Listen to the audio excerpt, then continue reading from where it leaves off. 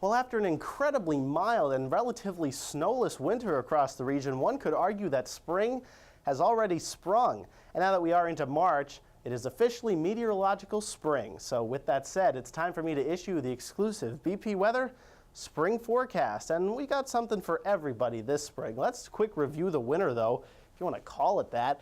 Lots of surprises. The first one, of course, in October, that record 6.8-inch snowstorm before Halloween, which of course caused all the problems with the power outages and whatnot, but that gave us more than half of the winter snowfall.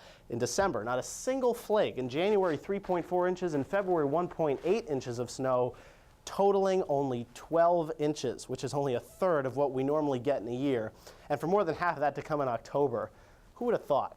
Note to self, October snows do not mean snowy winters. Lesson learned, I'll tell you that one. Here's a look at what's going to be going on. La Nina caused a southeasterly ridge to be persistent over the winter, bringing all sorts of warmth up into the east. And this will be the setup to start the spring. We're going to be talking about the jet going to the north and west.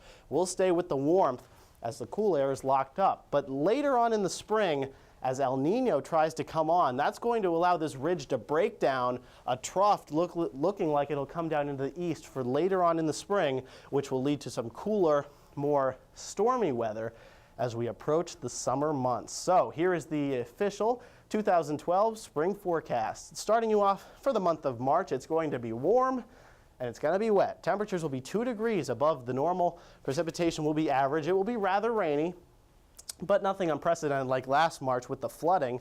No snow. We're done for the winter with snow. Darn, but it's just the way it is. And several days this month will be 60 plus. And also a few look to be 70 plus, so it's certainly looking like a mild month. April, we're going to continue that trend. We are going to be talking about temperatures that will be 4 degrees above average.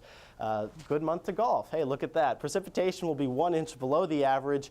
Stormy periods, but not consistent. It's going to be a relatively drier month, but we will put a stretch of 80s together during week 3. From the 14th to the 21st of April, I'm expecting temperatures to get well into the 80s, possibly touching 90 in some spots during that period.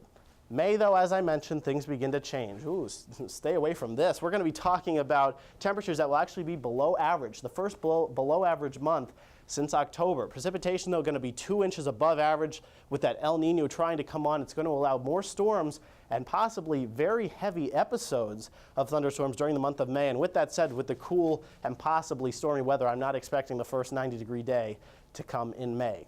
If it doesn't come in April already, that will wait till June. So that's a look at the spring of 2012. That is the official BP Weather spring forecast. Warm to start, then cool and stormy to end.